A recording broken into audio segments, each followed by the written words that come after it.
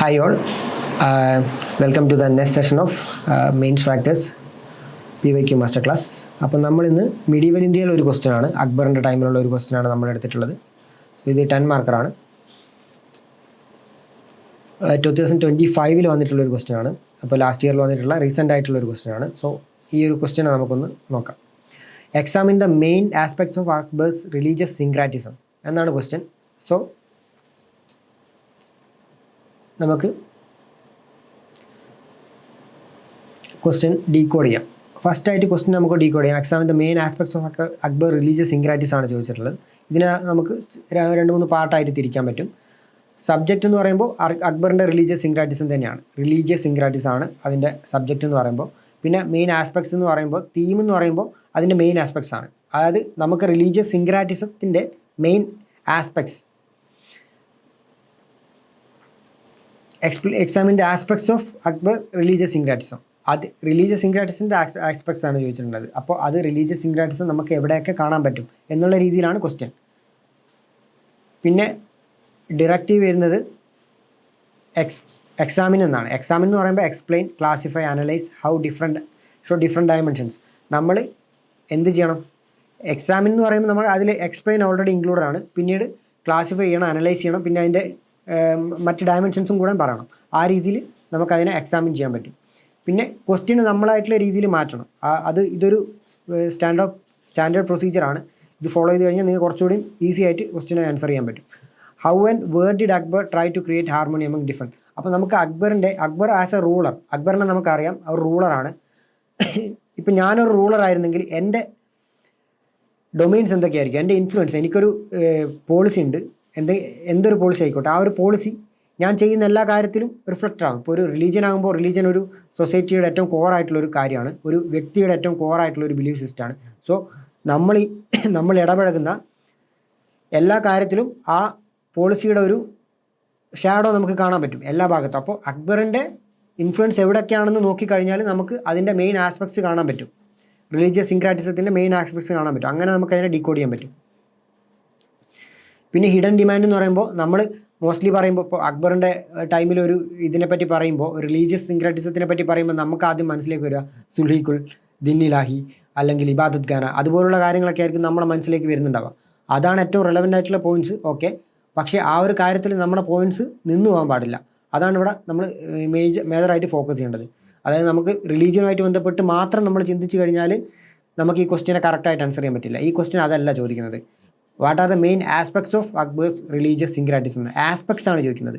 ഇതിൻ്റെ ആസ്പെക്ട്സ് എന്ന് പറയുമ്പോൾ എവിടെയൊക്കെ നമുക്ക് ആ റിലീജിയസ് ആയിട്ടുള്ള അദ്ദേഹത്തിൻ്റെ റിലീജിയസ് സിൻക്രാറ്റിസം കാണാൻ പറ്റുമോ അതൊക്കെ നമ്മൾ കോട്ട് ചെയ്യണം. സോ ഡിഫറെൻറ്റ് ഡയമെൻഷൻസ് ഇവിടെ ആവശ്യമാണ്.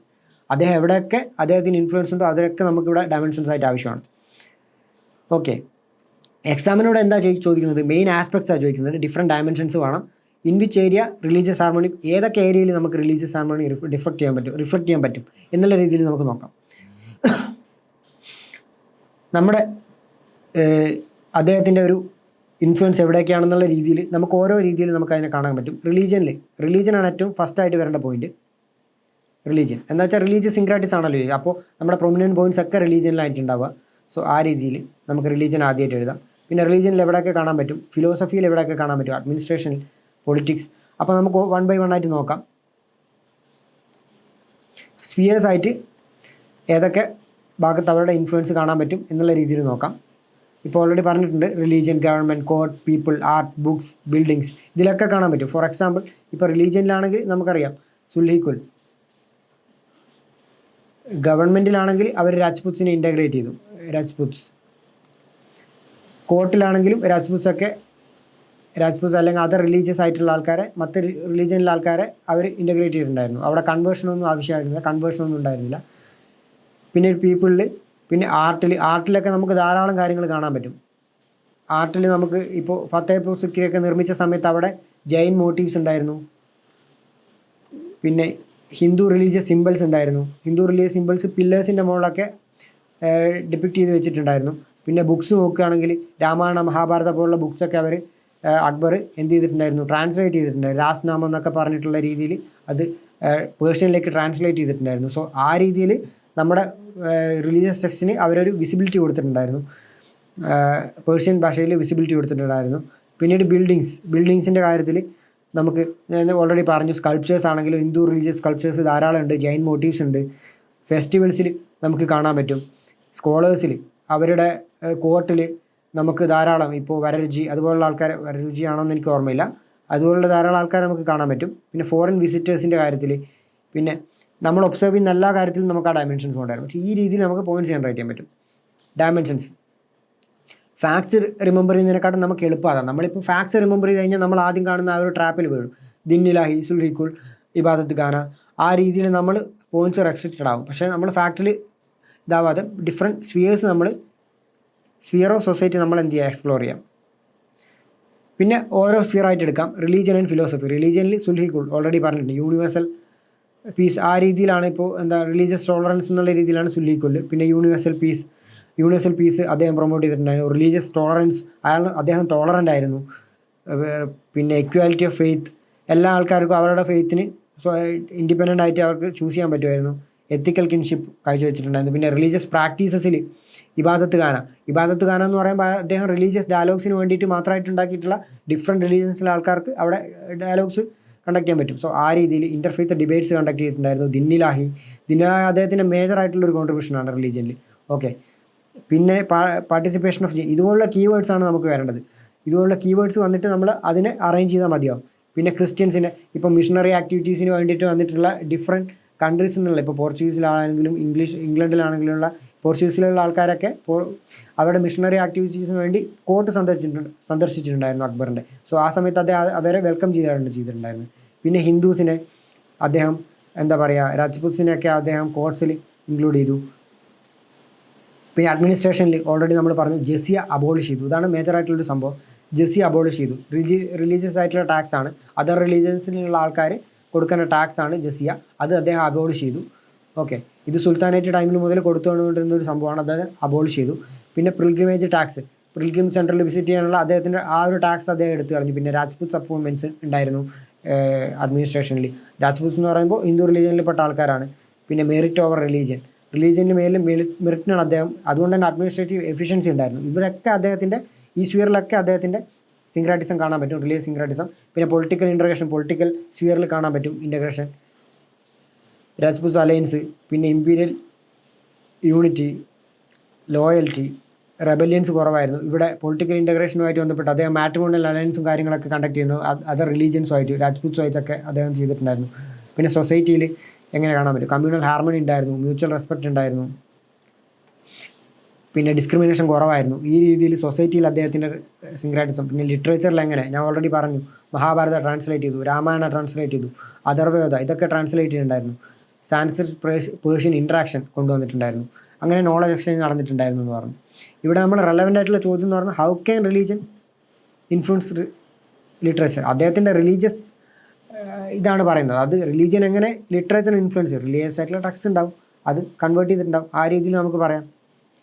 ആർട്ടിൽ എന്തൊക്കെ, Persian techniques, Indian themes use ചെയ്തിട്ടുണ്ടായിരുന്നു, ഒരുപാട് ഇന്ത്യൻ തീംസ് യൂസ് ചെയ്തിട്ടുണ്ടായിരുന്നു. ഹിന്ദു സ്റ്റോറീസ്, കോഡ് പെയിൻറ്റിങ്സ്, പിന്നെ ഞാൻ ഓൾറെഡി പറഞ്ഞു ജെയിൻ മോട്ടീവ്സ് യൂസ് ചെയ്തിട്ടുണ്ടായിരുന്നു ആർട്ടിൽ.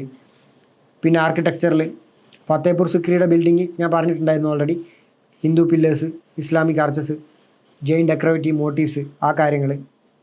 പിന്നെ ഗുജറാത്തി ക്രാഫ്റ്റ്മെൻസിനെ അദ്ദേഹം യൂസ് ചെയ്തിട്ടുണ്ടായിരുന്നു ആർക്കിടെക്ചറിൽ ക്രാഫ്റ്റ് ചെയ്യാൻ വേണ്ടിയിട്ട്. സോ മറ്റ് റിലീജിയൻ ആൾക്കാരെ പല രീതിയിൽ ഇവിടെ ചെയ്തിട്ടുണ്ട്.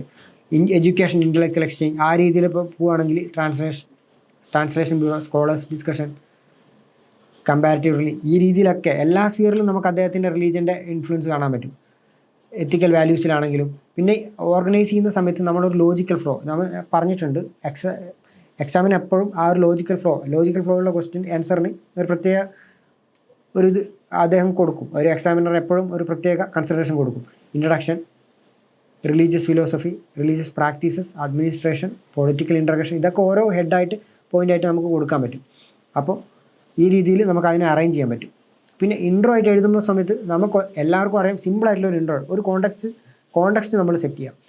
ഫസ്റ്റ് ഇപ്പോൾ മുഗൾ എംപയറിലെ ഒരു വൺ ഓഫ് ദ ഗ്രേറ്റസ്റ്റ് ആയിട്ടുള്ള ഒരു എംപയറാണ് ഇദ്ദേഹം എന്ന് പറയുന്നത്, അക്ബർ എന്ന് പറയുന്നത്. സോ മുഗൾ എംപയറിൻ്റെ ഒരു സ്റ്റാർട്ടിങ് എവല്യൂഷനെ നമുക്ക് പറയാം. ഇപ്പോൾ Mughal empire, Akbar laid the foundation of Mughal Empire, later strengthened by rulers such as Humayun and Akbar. പിന്നെ അക്ബറിൻ്റെ ടൈം പീരീഡ് നമുക്കിവിടെ മെൻഷൻ ചെയ്യാൻ പറ്റും. Through his religious policies and എന്താ പറയുക ടോളറൻസ് ഈ influence masses and strengthened his religion അല്ല സ്ട്രെങ്തൻഡ് ഹിസ് എന്താ പറയുക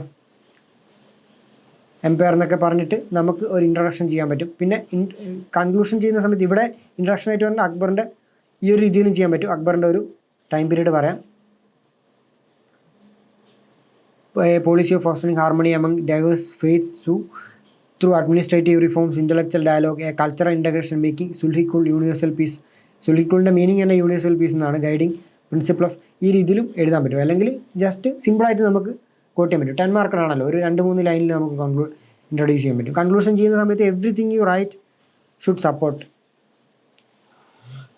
ദിസ്. അതായത് നമ്മൾ കൺക്ലൂഡ് ചെയ്യുന്ന സമയത്ത് നമ്മൾ കൺക്ലൂഷനിൽ എഴുതുന്ന എല്ലാ കാര്യങ്ങളും നമ്മൾ ഓൾറെഡി എഴുതി വെച്ചിട്ടുള്ള പോയിൻറ്റ്സിനെ സപ്പോർട്ട് ചെയ്യുന്നതായിരിക്കണം.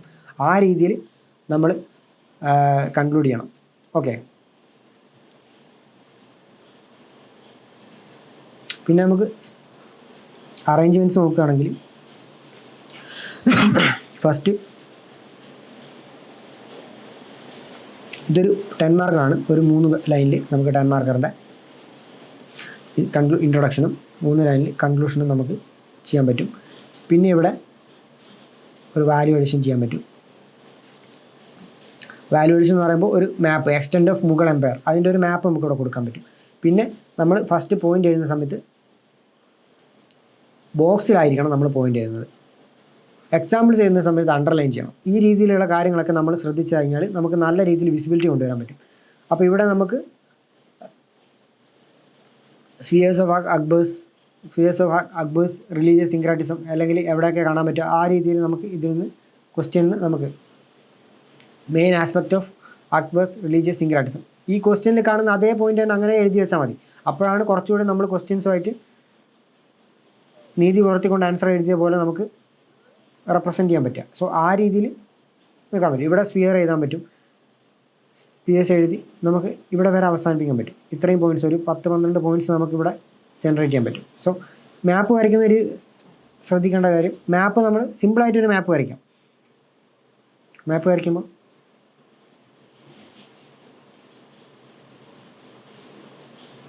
ഗുജറാത്ത് അടയാളപ്പെടുത്താം. ആ രീതിയിൽ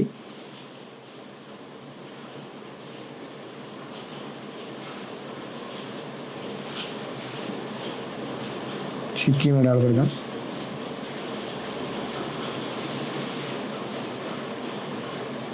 ഓക്കെ, ഈ രീതിയിൽ ചെറിയൊരു മാപ്പ് വരച്ചാൽ മതി.